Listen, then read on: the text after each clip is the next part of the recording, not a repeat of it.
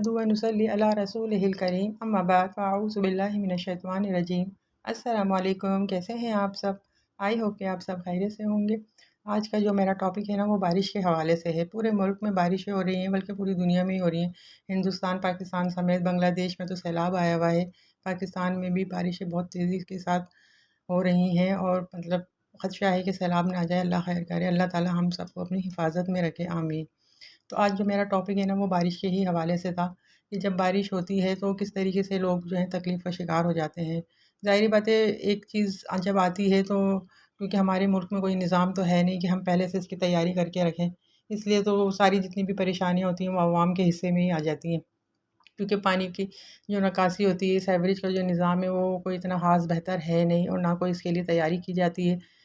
तो वो जो पानी है वो तो खैर गलियों में मोहल्लों के अंदर खड़ा ही रहता है, भरा ही रहता है। वो तो 1 महीना ही लग जाता है उसको निकालते-निकालते। लेकिन इसके अलावा हुकूमत के अलावा हमारी भी कोई ज़िम्मेदारियाँ होती हैं बहैसियत शहरी। हमारे भी कोई फ़राइज़ हैं, कोई ज़िम्मेदारियाँ हैं जो हमें पूरी करनी चाहिए। इस्लाम की रूह से भी देखेंगे और वैसे भी देखेंगे कि माशरे में हमारा क्या किरदार होना चाहिए। आपने भी नोट किया होगा और मैंने भी ये नोट किया है कि जब हम घर बनवाते हैं तो लोग जब छत बनवाते हैं तो छत के ऊपर एक नाली नहीं बनवाते कि एक नाला बनवा दें और उसका जो है मतलब उसका जो सारा पानी है वो नाली के ज़रिए गटर के अंदर जाए। ऐसा कोई सिस्टम नहीं होता। हमारे यहाँ क्या होता है कि छत के ऊपर एक नाला लगा दिया जाता है 2 फीट का और उसको बाहर निकाल दिया जाता है रोड और गली के ऊपर।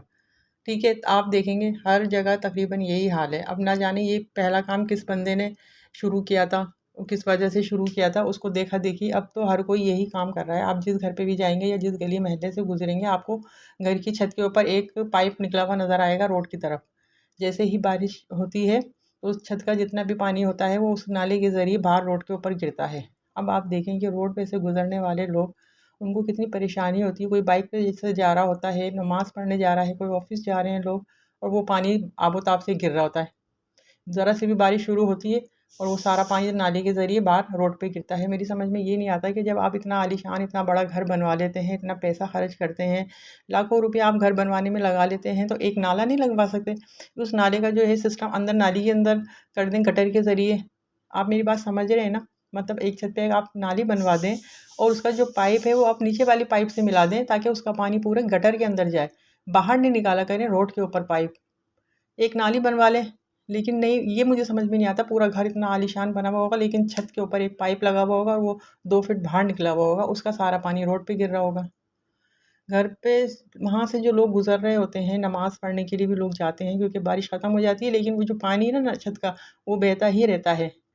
पूरी छत जब तक पूरी साफ़ नहीं हो जाती ना, तो वो पानी तो बहता ही रहता है। अब उन लोगों के ऊपर छींटें पड़ रही हैं। इसके अलावा लोग छत भी धोते हैं। आम बारिशों के अलावा आम दिनों में लोग छत धोते हैं, तो उसका पानी भी वो सारा उस नाली के ज़रिए बाहर ही आता है। उनको ये परवाह ही नहीं होती कि बाहर कितने लोग गुज़र रहे हैं, कितने परेशान हैं आपकी वजह से। नमाज़ पढ़ने वाले कितने परेशान होते हैं ना, वो तो बहुत ज़्यादा इरिटेट होते हैं। बाइक गुज़रती हैं, उसमें ख़वातीन बच्चे भी बैठे हुए होते हैं, उनके ऊपर भी छींटें आ रही होती हैं। आपको पता है कि आप मतलब कितना बड़ा जो है ना वो ले रहे हैं अपने ऊपर एक वबाल। एक हदीस सुनाती हूँ, बड़ी सख्त हदीस है। हदीस का मफ़हूम बताती हूँ मैं आपको कि आप सल्लल्लाहु अलैहि वसल्लम ने फ़रमाया कि एक शख़्स क़यामत के दिन पहाड़ जैसी नेकियां लेकर आएगा। सहाबा कराम ने कहा कि वाह भाई वाह, पहाड़ जैसी नेकियां? तो आप सल्लल्लाहु अलैहि वसल्लम ने फ़रमाया हाँ, उसके पास पहाड़ जितनी नेकियां होंगी। लेकिन क्या होगा, हकूक़ुल इबाद के सिलसिले के अंदर लोग उसके पास आते जाएंगे। उसने दुनिया में किसी को गाली दी होगी, किसी को नुकसान पहुँचाया होगा, किसी को हाथ से तकलीफ़ दी होगी, तो किसी को अपने अमल से भी दी होगी। ज़रूरी नहीं है कि हम तकलीफ़ सिर्फ़ मुँह बोल के दें या किसी को हाथ से मार के दें।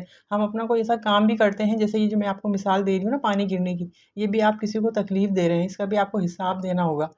ये हदीस मैं आपको उसी पस मंज़र में ही सुना रही हूँ कि जब हम कैसे हिसाब देंगे कि अगर हमारा नाला सुबह से गिरना शुरू हुआ है पानी और रात तक वो गिरा है, वो कितने ही लोग वहाँ से गुज़रे हैं, तो कितने ही लोग आपकी वजह से परेशान हुए हैं। लोग गालियाँ भी दे देते हैं। बाज़ लोग मैंने ऐसे देखे हैं कि वो गालियाँ भी बकते हुए जाते हैं कि देखो इनका पानी बाहर गिर रहा है। मैं आपको जो हदीस सुना रही थी उसका मफ़हूम यही था कि वो शख़्स जो है नेकियां लेकर आएगा, लेकिन उसकी तमाम नेकियां एक-एक करके उन लोगों को दे दी जाएँगी जिनके साथ उसने दुनिया में कुछ ना कुछ मसले मसाइल किए होंगे। आखिर के अंदर उसके पास नेकियां ख़त्म हो जाएँगी, तो फिर क्या होगा और लोग बाकी बच जाएँगे। तो फिर उन लोगों के जो गुनाह होंगे वो उस जो शख़्स होगा ना जिसके पास नेकियां होंगी उसके ऊपर डाल दिए जाएँगे कि अब तुम भुगतो क्योंकि तुम्हारी नेकियां ख़त्म हो गई हैं। याद रहे ये वो शख़्स था जो पहाड़ जितनी नेकियां करके लेकर आया था दुनिया में। और आज हमारा भी यही हाल है, हम इतनी नेकियां करते हैं, सुबह से लेके शाम तक हमारी बहुत ज़्यादा नेकियां होती हैं। माशाल्लाह से। लेकिन क्या है कि हमें इन चीज़ों का नहीं पता कि हमारी वजह से लोग कितनी तकलीफ़ का शिकार होते हैं। हक़ूक़ुल इबाद के अंदर आता है किसी को तकलीफ़ देना, किसी भी बंदे को। एक दिन में आपने कितने लोगों को तकलीफ़ दे दी, आप उन लोगों को जानते भी नहीं हैं, वो तो चले जाते हैं अपने घर पे। तो खुदारा आप ये हदीस को समझें और इसके ऊपर थोड़ा फ़ोकस करें। बहुत सारे लोग ऐसे भी हैं, सबका नहीं कह रही मैं, बहुत सारे लोग ऐसे भी हैं, मैंने ऐसे लोग भी देखे हैं जिनकी छतों के ऊपर नालियाँ बनी हुई होती हैं एक कॉर्नर के ऊपर, और सारा पानी नाली के ज़रिए जो है नीचे गटर के अंदर आ रहा होता है। उन्होंने बाहर नाला नहीं निकाला हुआ होता कि एक पाइप निकाला हुआ है, नहीं, वो मतलब अपना काम उन्होंने किया हुआ होता है। जो हैं ऐसे भी लोग हैं, 2 तरह की कैटेगरी, लेकिन अक्सरियत मैंने आप जो देखी है ना, आप सर्वे कर लें अपने इलाके के अंदर, हर घर की छत के ऊपर एक पाइप बाहर निकला हुआ होगा और उसमें से पानी गिरता होगा। टंकी भर जाएगी, उसमें से पानी गिरेगा। बारिश होगी, मुसलसल वो नाला चलता रहेगा। खुद घर में महफूज़ बैठे हुए हैं और बाहर पानी गिर रहा है। अरे भाई, तो उस पानी का रुख अपने अंदर ही कर लो ना। आप अपनी उसका गटर से मिला लें, उसकी लाइन ऊपर एक नाली बना के। कोई मसला ही है? इतना सा काम नहीं कर सकते? लाखों रुपया हम खर्च कर देते हैं घर के ऊपर और ये काम नहीं कर सकते इतना सा? ये मुझे नहीं समझ में आता कि इस तरीके से क्यों किया जाता है। आई होप कि आपको आज की वीडियो पसंद आई होगी। वीडियो पसंद आई है तो इसको लाइक करें और मेरे चैनल को सब्सक्राइब करें। कल तक के लिए इजाज़त दीजिए। अल्लाह हाफ़िज़। अस्सलामु अलैकुम व रहमतुल्लाहि व बरकातुहू।